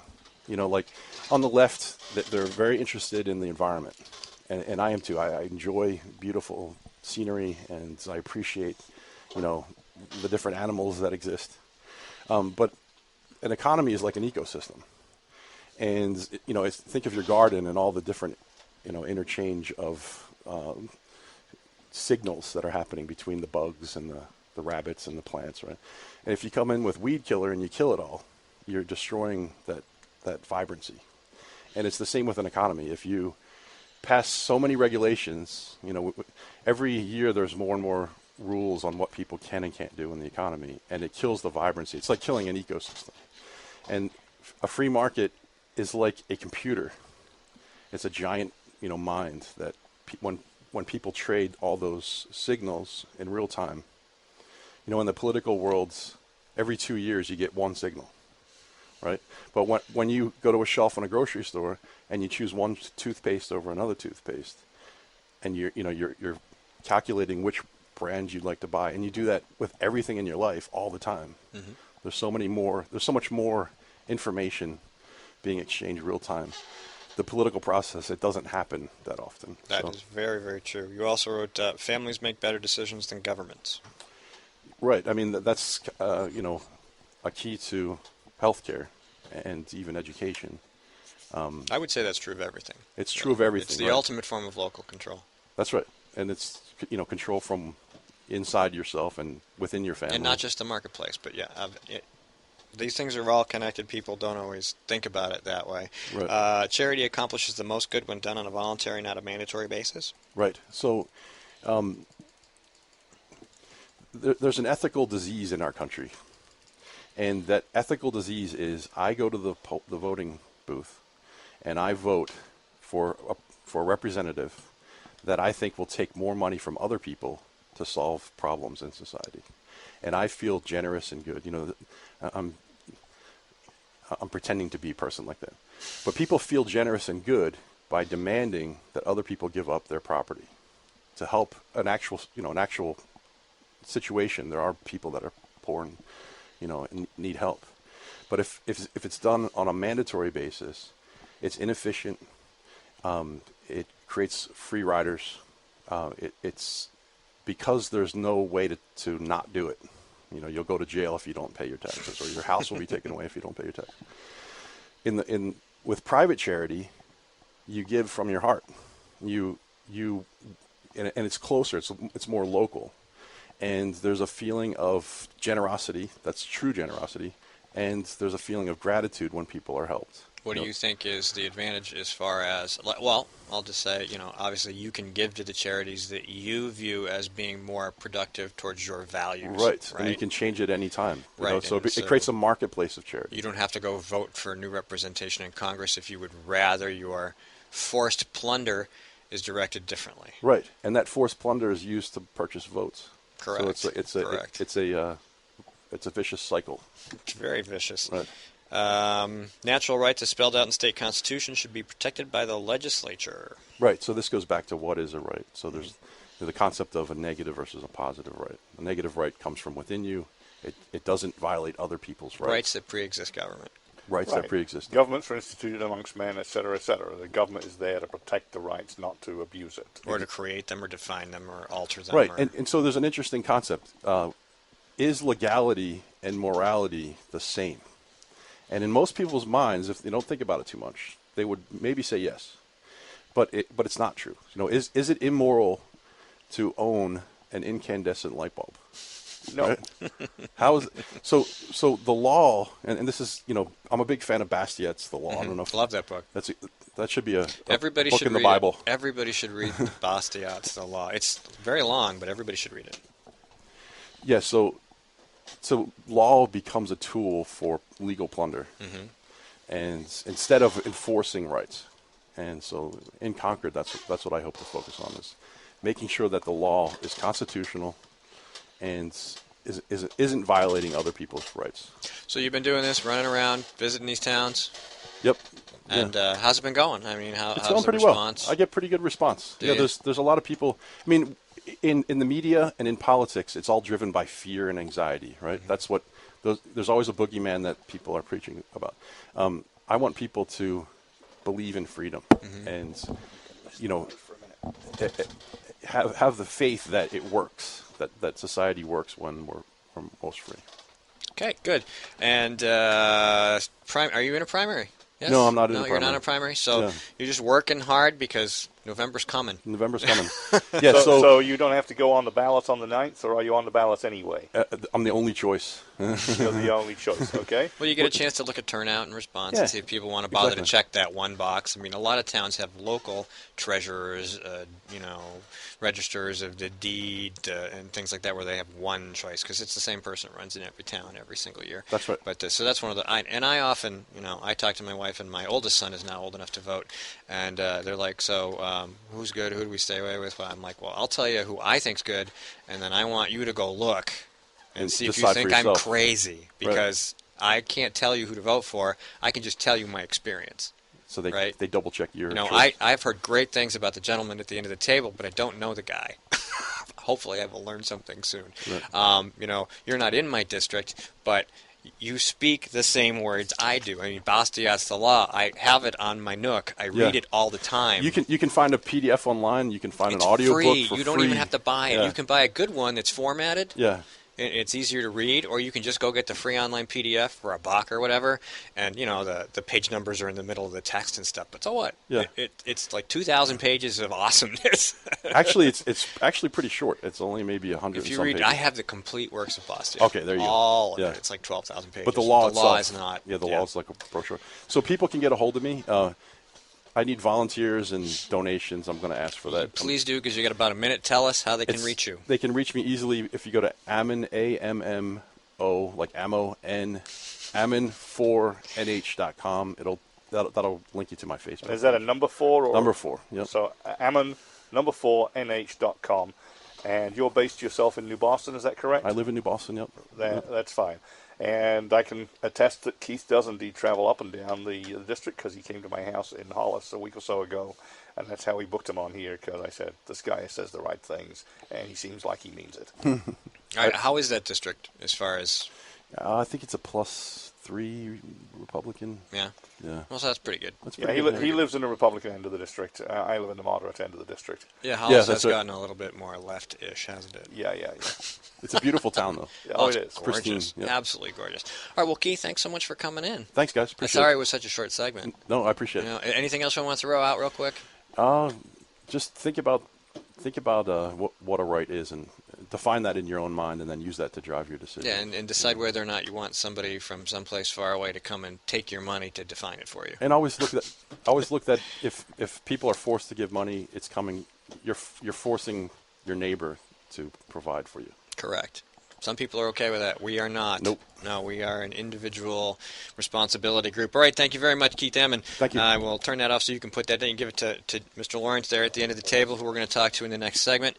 We'd like to thank, again, Ambassador Francis Rooney, who was the ambassador to the Vatican under George W. Bush. We talked to him briefly, half hour about his book. And then, hey, how you doing? See, it's always nice to see people I know. And Mike's taking his headset off and not telling me again, so we got all that background noise. But that's the end of this segment, and the one with the microphone on it would be great. And we'll be back in the next segment with Jim Lawrence, who's running for Congress in Congressional District 2. And I'll turn the music up so you can hear that. And we'll be back in about 2.5 minutes to talk to Jim. This is Jack Kimball, former chairman of the New Hampshire Republican Party. We should all be outraged by the unprecedented coercion occurring in the Republican primary race for the United States Senate. Let's make sure New Hampshire votes cannot be bought or influenced by Washington establishment politicians and millions of dollars of special interest money. Let's show the country that the voters of New Hampshire are not for sale. Vote for Bob Smith for U.S. Senate on September 9th. Paid for by Bob Smith for U.S. Senate. New Hampshire is famous for scenic drives, but they're tough to enjoy when you're on your way to the doctor. Because Obamacare limits your choices, some will have to drive more than an hour to see a doctor. What's health insurance worth if care isn't there when you need it? Jean Shaheen voted for Obamacare, putting your doctors and hospitals further out of reach. Tell Senator Shaheen Obamacare is not working for New Hampshire. She tried to make us believe she was a fiscal conservative, but State Senator Nancy Stiles has been deceiving New Hampshire taxpayers. Like a wolf in sheep's clothing, she claimed to be one of us, pretending to blend in, but all along voting like a liberal Democrat. She voted to raise your gas tax by another 23%, taking a bigger bite out of our wallets every time we're at the pump. And oh, how she drooled at the opportunity to vote to expand Obamacare, which will result in higher taxes and longer wait times in the emergency room. And now the Senate wants to pass a bill to prevent us from criticizing Senator Stiles' vote. Call Senator Stiles at 603-918-0553 and tell her that we're on to her wolf in sheep's clothing routine. Tell her to stop pretending to be a fiscal conservative and start voting like one.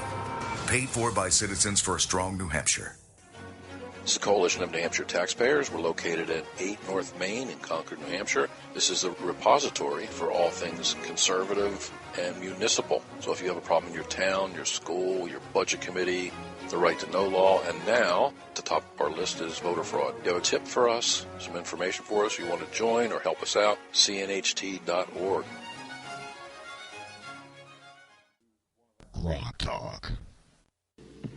Senator David Booten has a fistful of dollars and a very bad voting record. My name is Jane Cormier, and I'm calling him out on September 9th at the Republican primary. Join the fight. Find me at janecormier.org. I am the conservative candidate, and I approve this message.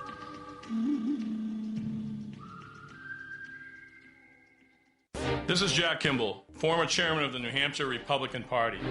We should all be outraged by the unprecedented coercion occurring in the Republican primary race for the United States Senate. Let's make sure New Hampshire votes cannot be bought or influenced by Washington establishment politicians and millions of dollars of special interest money. Let's show the country that the voters of New Hampshire are not for sale. Vote for Bob Smith for U.S. Senate on September 9th. Paid for by Bob Smith for U.S. Senate.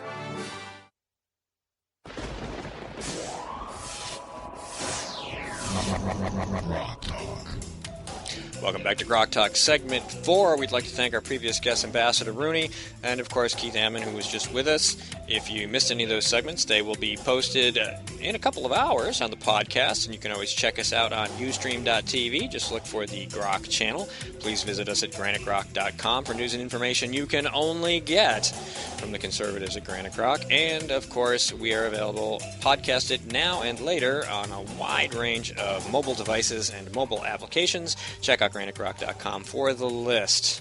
We would now like to welcome to the program our next guest, a gentleman who is running for U.S. Congress in Congressional District 2, Jim Lawrence. Welcome to the program. Thanks for having me, Steve. There we go. I got to make sure I got you on the right headset. All right. And we have the video on. Okay. And we have Mike back, and I buttonitis. So, congratulations on the race. It was exciting to hear you were running, and we definitely wanted to have more voices. We wanted to have conservative voices. We always want to have candidates in a primary because it gives people choices and opportunities. What do you bring to the table? Well, I'll tell you a little bit why I got into this race. The reason why I felt like I had to get in this race is I saw President Barack Obama being supported by Representative Ann Custer. She votes with him 95% of the time. President Barack Obama destroying America. I have 8 children. I have grave concerns for the future America that they're going to inherit.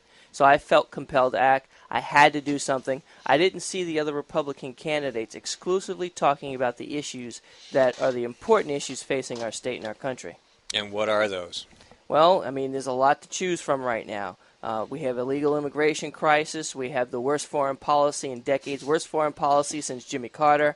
We have a lack of a defense posture. Forget a strong national defense posture. Our economy. We just had a recent jobs report come out, and it shows that New Hampshire is still trailing 2009 numbers. That's not acceptable. As a small business owner, I think it's outrageous. I know firsthand what the government is doing to overregulate and overtax small businesses right out of creating new jobs and stimulating our economy, and it's got to stop. Mike? No, that sounds excellent. So you were disappointed in the other candidates. You jumped in, and my first reaction was Jim who, and then I heard that you were making some progress, and then I met you, and I was very impressed. I booked you immediately. I just wish I'd got to know you sooner. And then our friends saw you in the debates, and we started getting calls saying, "My goodness, where'd this guy come from? Sorry I didn't meet him sooner." That's a very good reaction. Generally speaking, the other candidates haven't had such a positive reaction. Colonel Lambert, bless him, has been losing supporters, and Marilinda gets a good reaction, but not the kind of reaction you get. I was very impressed. I think you handled yourself extremely well in the debate, and I was disappointed, in fact, that so much time was sucked up in the back and forth sniping versus the issues. Well, that's exactly why I got in this race. I told you before, I didn't hear these candidates exclusively focusing on the issues. And unfortunately, since I got in the race, it seems like it's gone the opposite direction. They're focusing less on the issues now. It's got to stop. I've had the opportunity in 3 debates now to urge them to stop the mudslinging, stop attacking each other, focus on the issues that are of grave concern to this nation and the people of New Hampshire. I'm running a candidacy to fight the federal government, win back our state, win back New Hampshire from the federal government, and I'm focusing on the issues that are important to our nation. Let's talk about your experience and what that has taught you. What do you bring to the table as, you were in the House. Yes, I spent 3 terms in the New Hampshire State House as a legislator. I'm also a veteran, graduate of the United States Air Force Academy, small business owner, proud parent of 8 children. What do I bring to the table? I bring to the table the type of candidate that can go to Washington. And when I vote, I'll be voting for the same issues that are of concerns to the people of New Hampshire. I can relate to them. I have 2 kids that are in college now. I understand what the federal government is doing to make it more difficult for students to be able to afford college. I'm a small business owner. I understand what the government is doing to prevent us from growing our economy. I'm going to go down to Washington and fight for the small business owner on Main Street. I'm a veteran. I can honestly tell you, President Barack Obama doesn't have a clue what to do with ISIS. I'm outraged that he actually got on TV and said he didn't have a plan to deal with ISIS in Syria. You're in serious trouble when Senator Dianne Feinstein is arguing to the right of the President of the United States, urging him to take action. Something's wrong. A first-year cadet at the United States Air Force Academy can come up with a better strategy than President Barack Obama. Yeah, Di-Fi's an interesting creature. She's full socialist on many issues, but she's pretty serious about defense. Well, she's certainly more serious than the president, and I wish that our representative, Ann Custer, would get more serious about it, too, because she's been silent on all these issues. She's there for the free. Yeah, she's there for the free ride and the SEIU money, and she just votes the right way, and nobody makes a fuss. Well, the wrong way for us. Well, but yeah, the right way for the socialists, and the wrong way for most of New Hampshire. So I'd like to ask you more about the win back New Hampshire. I mean, we all want to win back New Hampshire and get the federal government out of our lives. So part of that involves electing the right people to the State House, and you've been there and done that. And part of it involves sending the right people to Washington to get them to actually scale back Washington. How are you as a congressman going to help scale back the government? Well, the first thing I'm going to do is I'm going to fight against government overregulation. Why don't we start with the simple areas? We have an 8,000-plus page tax code. It's so complicated, most CPAs can't even figure out what's in it. It's no wonder that the IRS has had so many accountability issues because they can cherry-pick citizens and target them because they can't even figure out what the rules are. We need a fairer, simpler tax code. The American people deserve that. That model should be spread across every function of government. Look at Obamacare. That's an additional 2,000 pages plus of law that we can do without. It broke the backs of health care. It broke the back of health care in this state. The narrow network has eliminated options for people in this state for health care. There's a county that has not one single doctor or a single hospital that Obamacare covers. That's not America. I bet that's one of the more remote counties. So actually, it's Sullivan County. Okay, it's not that. It's not that remote. So, that just goes to show you the extent of the damage that's been done by this big bureaucratic Washington, D.C. over-regulation of our health care. What we had before, it wasn't perfect, but it was certainly a lot better than what we have now. So how do you get the beast to slice itself down to size is really the issue. As I win back New Hampshire is a fantastic message, and it's resonating, I hear. But you're going to go in there with concrete proposals to slice the beast down to size a piece at a time. Well, absolutely. Coming from the New Hampshire State House, which is the largest legislative body in the state house in the country, I understand what it takes to get a lot of legislators on board, building coalitions to get something done. Unfortunately, it is going to take a coalition. It's going to take a small army. We're going to have to fight very hard to get some smart, common sense people elected into office this November. I do believe the conservative agenda is the right agenda to move the country forward. And then we're going to have to work together to try and start to undo a lot of the damage that President Barack Obama, supported by Congresswoman, people in Congress like Representative Ann Custer, and try and roll back some of the damage they've done and start to repair our country, move us forward, improve our economy, increase jobs, have a strong foreign policy, strong national defense to keep us safe, and fight to deal with the situation with illegal immigration. And you were in the State House for a total of 6 years, 3 terms.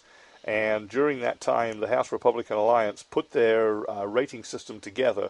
And as they fine-tuned their rating system, you rose to the top. You were up there, I think, number 4 with a 98% or higher rating. Somewhere thereabouts. I definitely had a 98%, which makes me the most conservative candidate in this race. Even Marilinda Garcia, who is certainly in the top 5% or so, didn't come close to your score. And this is, for those of you who don't know, NHRA rates votes on the House floor based on their relationship to the party platform, which is, what defines you as a Republican. And we do, despite the establishment Republican umbrella that exists in this state, we still have a very good platform. Right, we do. And Granite Grok and most of the candidates we've talked to actually support the Republican platform. What is strange to us is that the Republican Party doesn't necessarily support the candidates that support the platform.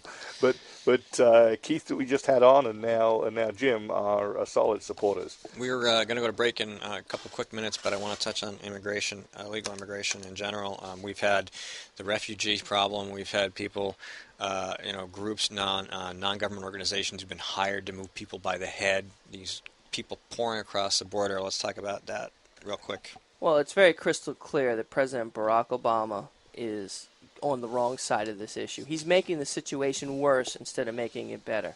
He's actually encouraging people to violate the law, which to me is an outrage. My position is crystal clear. Before we talk about doing anything else, we have to secure the border. We have to secure the border for 2 reasons. We have to stave off the increase of illegal immigration to this country. We also need to protect ourselves. We have ISIS growing as the #1 threat to the United States interests around the world and here at home as well, and we need to protect ourselves from that. But I'm in favor of securing the border, build a fence, augment our border patrol with additional personnel, use the National Guard if necessary, use electronic monitoring countermeasures as well. And I'm not in favor of amnesty of any kind because I believe that will send the wrong message. We need to support those who have followed the law and encourage them instead of giving a free pass to those who have violated the law. Representative Ann Custer could have taken a hard stand and supported House Amendment 136, which would have ended administrative amnesty. But she chose to vote against it. I'll never vote against it. We are going to take a quick break, and we will be right back with Jim Lawrence, who's running for Congress in Congressional District 2 in New Hampshire. He tried to make us believe he was a fiscal conservative, but State Senator Dave Booten has been deceiving New Hampshire taxpayers. Like a wolf in sheep's clothing, he claimed to be one of us, pretending to blend in, but all along, voting like a liberal Democrat. He voted to raise your gas tax by another 23%, taking a bigger bite out of our wallets every time we're at the pump. And oh, how he drooled at the opportunity to vote to expand Obamacare, which will result in higher taxes and longer wait times in the emergency room. And now the Senate wants to pass a bill to prevent us from criticizing Senator Booten's vote? Call Senator Booten at 603-203-5391 and tell him that we're on to his wolf in sheep's clothing routine. Tell him to stop pretending to be a fiscal conservative and start voting like one. Paid for by Citizens for a Strong New Hampshire. New Hampshire is famous for scenic drives, but they're tough to enjoy when you're on your way to the doctor. Because Obamacare limits your choices, some will have to drive more than an hour to see a doctor. What's health insurance worth if care isn't there when you need it? Jean Shaheen voted for Obamacare, putting your doctors and hospitals further out of reach. Tell Senator Shaheen Obamacare is not working for New Hampshire.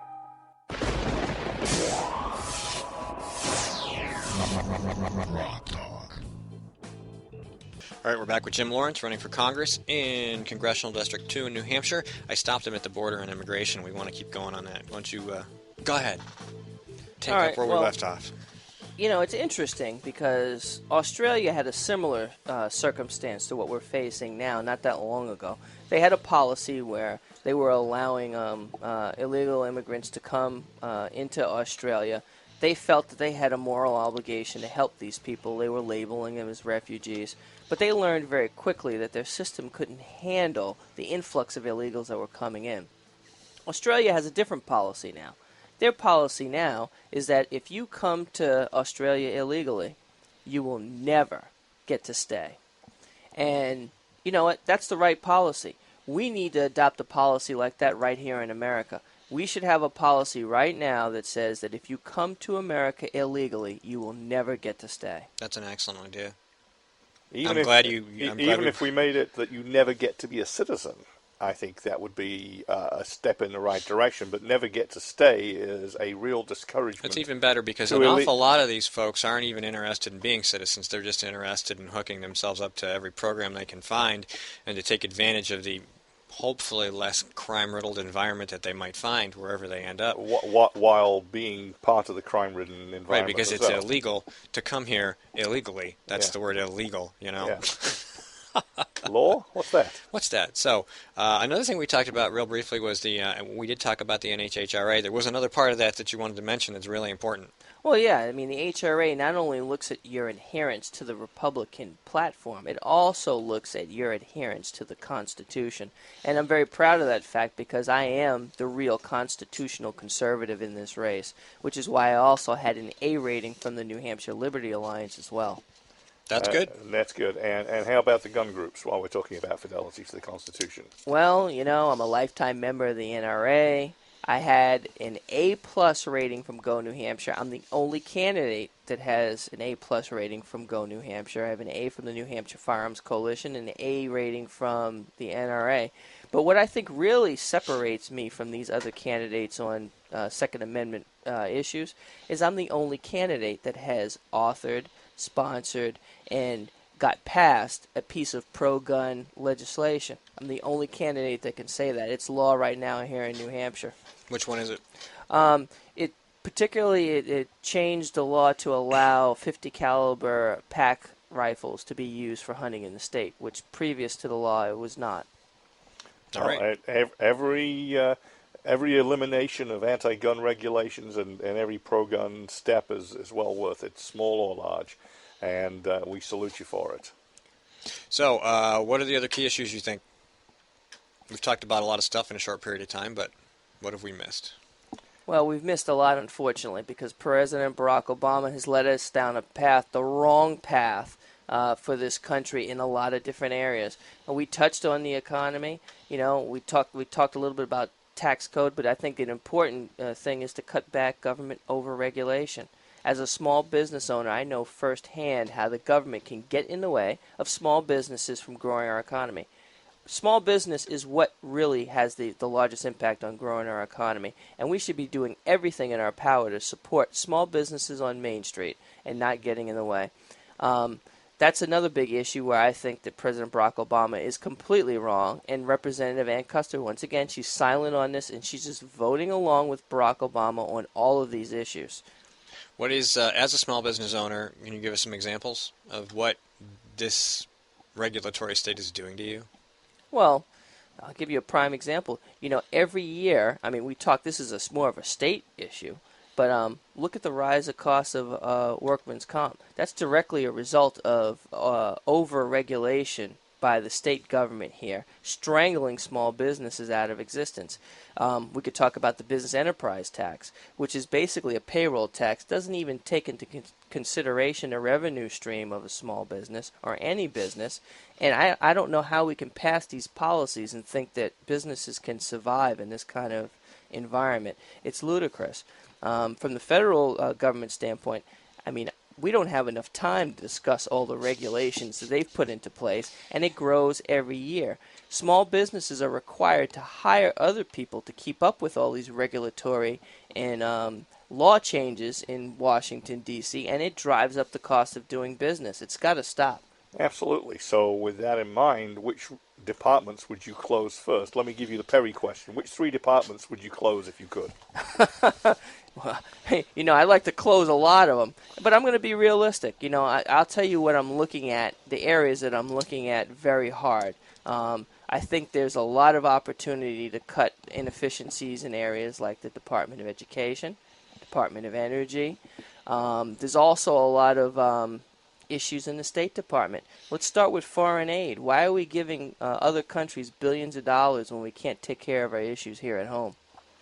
There's almost no justification for foreign aid. It doesn't do any good. It typically goes into the pockets of the dictators, never helps the people. You think foreign aid may have gone to some people in ISIS? Oh, yes. Oh, are you kidding? Yes. We have no idea who we're giving money and arms to at any given time, and we switch sides so often that we've basically armed all the combatants on all sides in that region. Well, you've got that whole, Benghazi CIA annex weapons into Syria thing. We don't really know. Well, that's true. And then there was that documentary 13 Hours recently where we found out that yet again the CIA chain of command, who obviously had some ulterior motive, were telling the defensive forces to stand down. Mm-hmm. Ridiculous. I don't want to. Well, I'm glad you guys are saying this, because one of my key campaign platforms is government accountability. We have a huge lack of government accountability right now. Representative Ann Custer, I watched her in a video, and this is a big pet peeve of mine. She was getting asked questions about government accountability by the citizens of the state, and she put the mic up and walked off. She walked off. She did not answer the question. She turned her back. She turned her back on the people of this state. That's outrageous. And we've seen a growth of a lack of government accountability. We see issues with the IRS. We see issues with the Veterans Administrations, the CIA, the NSA. It's time for us to take a different position. We need leadership in Washington that's going to be looking out for the people of New Hampshire. If I'm elected to Congress, I'll go to Washington, and I'm going to support the people of New Hampshire, not the big party bosses in Washington, D.C., like Representative Ann Custer does now. And then that's very refreshing to hear. How many of the 435 Congress members do you think actually are beholden to their citizens back home, as opposed to some larger forces, whether it be party management or contributors? Well, looking at the shakeout of my race, I'm fearing that it's a lot. Because I know that there's a lot of Washington, D.C. money, there's a lot of outside money being poured into my congressional race. It's not being given to me, obviously, because I'm supporting the people, but it's coming in and I see it. I'm not going to be bought and paid for. No.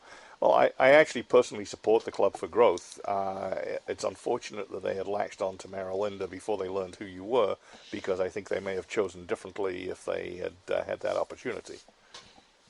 Well, maybe, but we're in the position where we are now, and I really believe this now. Unfortunately, I've been telling my opponents that they should stop this rhetoric, stop attacking each other, because our real enemy is Representative Ann Custer right now. She's an enemy to the people, and we need to address her and not each other. They didn't listen to me, and unfortunately, we're in a bad position now, where our Republicans running in the race, my two opponents, have damaged themselves to the point where their supporters are not likely to support the other candidate in November, leaving me as the only Republican candidate that has a chance at unifying the Republicans to go against Ann Custer. And that's a powerful argument, and of course we saw the debate with the non-handshake at the end. that your two opponents are so have so much animosity to each other that not only can they not let go during the debate to actually cover the issues, but they can't even be civil and shake hands at the end. Well, I've shaken both of their hands at every debate. I'll continue to do that. I think that is the right way to let people know that, hey, we may have differences on the issues, but we still are Republicans, and we agree more with each other than we do with the Democrats. It's the wrong way to go. I think the party needs to stand up now, and we need to start marching forward. You don't see the Democrats arguing like this. It's not acceptable. Okay. So we've got company, folks. So it looks like a TV crew is showing up for candidate Jim Lawrence, and we applaud the attention he's getting, and we're perfectly happy to accommodate. This is WMUR, correct? Welcome, folks. Welcome to our spaghetti mess. Yeah, we didn't put on our Sunday best for you, but please come on in. And we've been having a lot of fun. So we've got about 3 minutes left. Yeah. So let's see. Before we get to a last question, why don't you tell us how people can reach you? Like I said, we've met you. We're impressed. We're all about platform adherence and constitutionalism. So please let the folks listening and watching know how they can get in touch with you and support you. And then let's get to a couple of last questions. Okay. Well, I do have a website. It's lawrenceforcongress.com. There's a contact form there, as well as contact phone numbers and emails on that website. And this is Lawrence FOR for Congress. That is correct. So that's the best way to get a hold of me. Hey, we're in the final stretch here, and I'm looking for additional volunteers and support in any way you can, because I do firmly believe that I am the right candidate to unite the Republican Party to defeat Representative Ann Custer in November. And you are not without a record. You have an excellent record in the State House. You are not without a business background. You run a business. You've got a family. You've got deep roots in New Hampshire. And as a military veteran, you support the Constitution. So, Steve, you got a last question for Jim? Before... What's your 60-second vote for me? Unless that was it. I don't know. Well, I'm Jim Lawrence. I'm running for Congress to win back our state from the federal government. President Barack Obama being supported by Representative Ann Custer, he's destroying America. As a proud parent of 8 children, I have grave concerns about the future opportunities that my children will have in America. My other 2 opponents in the Republican primary, unfortunately, have damaged themselves beyond electability. I'm the only candidate now that can unite the Republican Party to defeat Representative Ann Custer in November. Please support me on Tuesday in the primary vote as the only Republican candidate that can still go after Representative Ann Custer. 30 seconds. What's the first thing you do when you get to Congress? The first thing that I do when I get to Congress, I want to figure out exactly how we've allowed things to get so bad in this country that we've got so much distrust of the government. All right. Thank you very much, sir. Jim Lawrence, running for Congress in CD2, New Hampshire Congressional District 2. Thank you so much for coming down and spending a half hour with us here in beautiful Concord, New Hampshire. Thanks for having me, Steve. All right. Thank you very much, sir. We really appreciate it. We'll get this up so you can link to it, and we wish you the very best of luck. Yeah, we will add a link to Jim Lawrence for Congress when we post the podcast later today. My name's Steve McDonald. I'm here with Mike Rogers. I was going to say Skip, because that's what I always say, but Skip's not here today. Skip's out practicing his shooting skills. He is, and good for him. Yes. With Susan's husband, I believe. Yes, he is. All right, great. Check us out at GrokTALK.com. Check us out at iTunes, iHeartRadio, Spreaker, Stitcher, and YouTube, Ustream, and at GrokTALK.com. Thanks a lot. And WMUR. And now WMUR, yes. So thanks for another great week. Thanks for more news and conversation. We'll be back next week with more of that on GrokTALK.